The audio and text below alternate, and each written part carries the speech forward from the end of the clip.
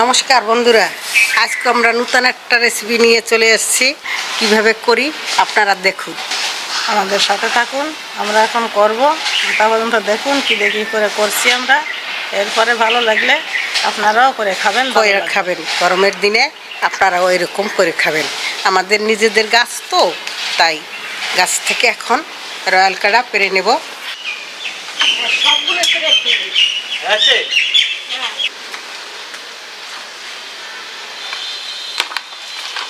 দেখেছেন কি সুন্দর পাকে গেছে। হ্যাঁ, সব হলুদ হয়ে গেছে। আর একবারে কতগুলো করে পারতে পারছে দেখেছেন দিদি। হ্যাঁ, আমাদের রয়্যাল পাড়া তো হয়ে গেছে। এখন আমরা রয়্যালটা পরিষ্কার করে আমরা এখন সিদ্ধ করি। সিদ্ধ করে আচারটা করে ফেলি। ঠিক আছে, পরিষ্কারটাই করি। হ্যাঁ,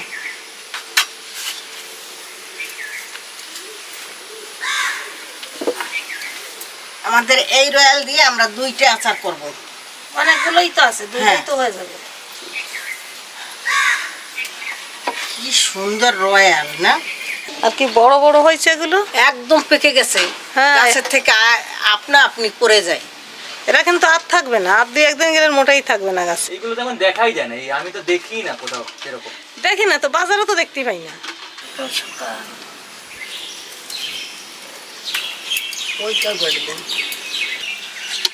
তাহলে আমি রয়্যালটাকে ধুয়ে নিয়ে আসি। এটাও তো নিয়ে যেতে হবে। হুম,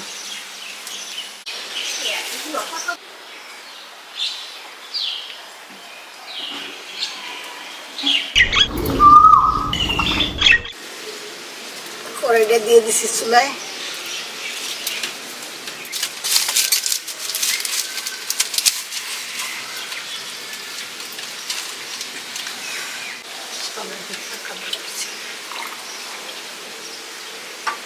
জল দিয়ে দিচ্ছি।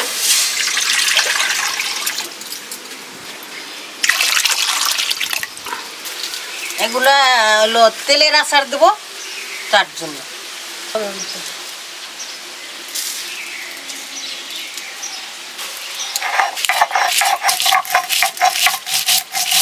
জল একটু হালকা হালকা গরম হয়েছে, আমি রয়্যালটাকে ছেড়ে দিচ্ছি।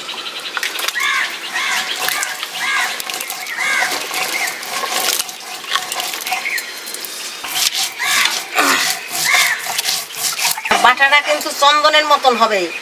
চন্দন ঘষলে যেরকম হয় সেরকম হবে, কিন্তু সেইভাবে করবেন। আচ্ছা, করে দেবো। আগের মানুষ কি বলতো জানেন, আগে কিন্তু বাটিয়ে বাটিয়েই খাইতো। বাটিয়ে করিবে চন্দন, তারপরে করিবে রন্ধন। বুঝতে পারছেন? হ্যাঁ, কিন্তু বাটা ভালো না, রান্না ভালো হবে না। না, তা তো ঠিকই। তরকারি জানেন কাটা ভালো না, রান্নাও ভালো, রান্না ভালো হয় না। একটা বড় একটা ছোট কাটলে হবে, হবে না। আর সিদ্ধ প্রায় হবে হবে, এই অবস্থায় পৌঁছে গেছে। আর একটু পরে নামিয়ে দেবো।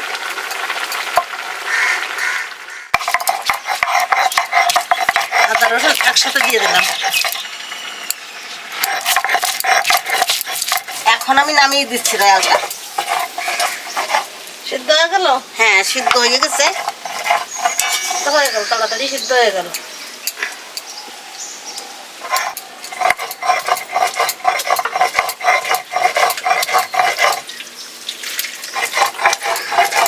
পাঁচফোড়নটা ভেজে নিচ্ছি।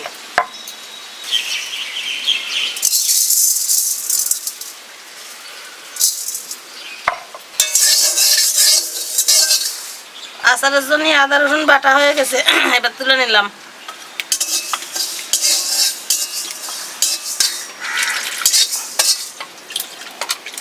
আমি এখন নামিয়ে দিচ্ছি।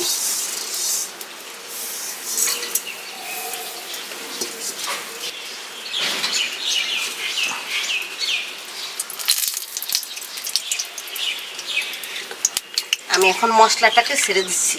লঙ্কা আর জিরা,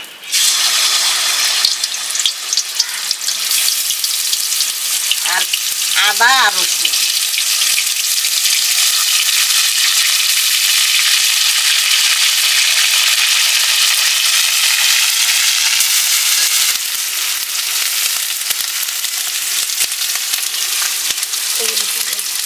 নুন দিয়ে দিচ্ছি।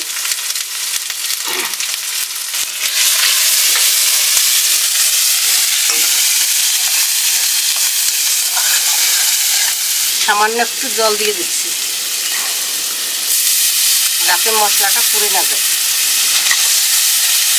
মশলা থেকে তেলটা ছেড়ে দিয়েছে, এখন আমি রয়্যালটাকে দিয়ে দেবো। আমি আবার তেল দিয়ে দিচ্ছি। এখন এই তেলটা দিলে কেন? এই তেলই তেল। আর এইটা হবে রয়্যাল ভাজা, রয়্যালের আচার। তো আর তেল দিতে হবে না? আমি রয়্যালটাকে ছেড়ে দিচ্ছি। বুঝলি বোঝা যাবে তেল আর হবে কিনা।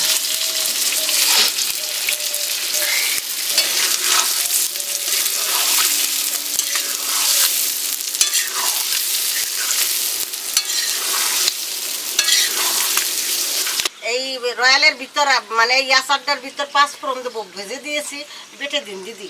হ্যাঁ ঢাললাম, বাটলাম আমি। হ্যাঁ,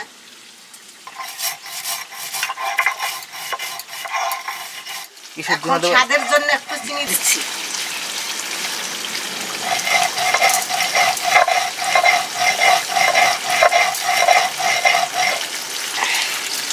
তেলের আচার তো একটু চিনি দিলে এই যে ঝাঁঝ ঝাঁঝ একটা ভাব, সেই ভাবটা থাকে না।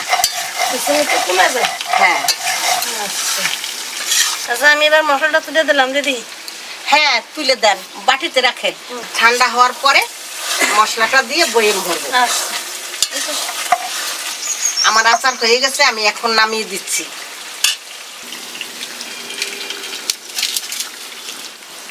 আমার আচার হয়ে গেছে। বলছিলাম না আপনাদের কাছে যে অন্য একটা আচার দেবো, পরে বলবো। এখন সেই আচারটা দিচ্ছি, কাঁচা আচার, লবণ দিয়ে, ভিনিগার দিয়ে এই রোদ্দুরে দেবো আর খাবো। রোদ্দুরে দেবো আর খাবো। এবার কিভাবে দেওয়া হবে আপনারা কিভাবে দেই দেখেন। দেখে আপনারাও রোদ্দুরি দেবেন আর খাবেন। হ্যাঁ, ভালো হবে, সবাই রোদ্দুরি দেবে আর খাবে, আমরাও খাবো আপনারাও খাবেন। নুন দিয়ে দিচ্ছি।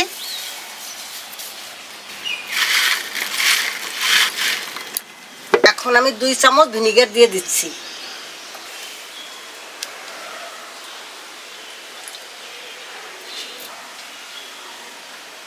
আমার আচার করা হয়ে গেছে, এখন রোদ্দুরে দেবো আর খাবো।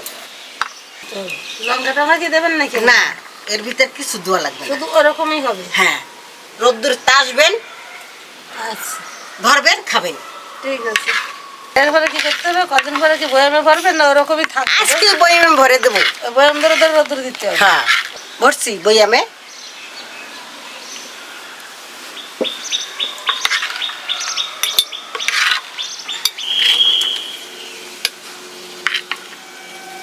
আমার আচারটা ঠান্ডা হয়ে গেছে, এখন আমি বয়ামে ভরতেছি।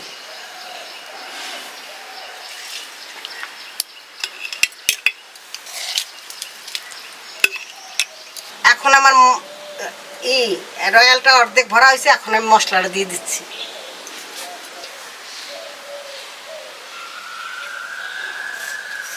আর কড়াইতে অর্ধেকটা দিয়ে দিচ্ছি।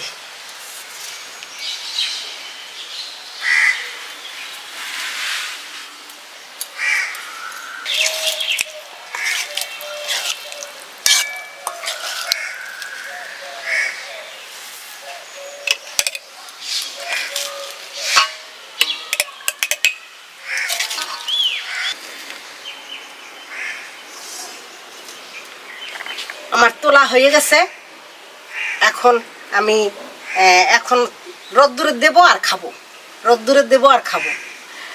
তাই বন্ধুরা, আমার ভিডিওটা ভালো লাগলে কমেন্ট করে জানাবেন, আর আমার চ্যানেলটাকে সাবস্ক্রাইব করবেন।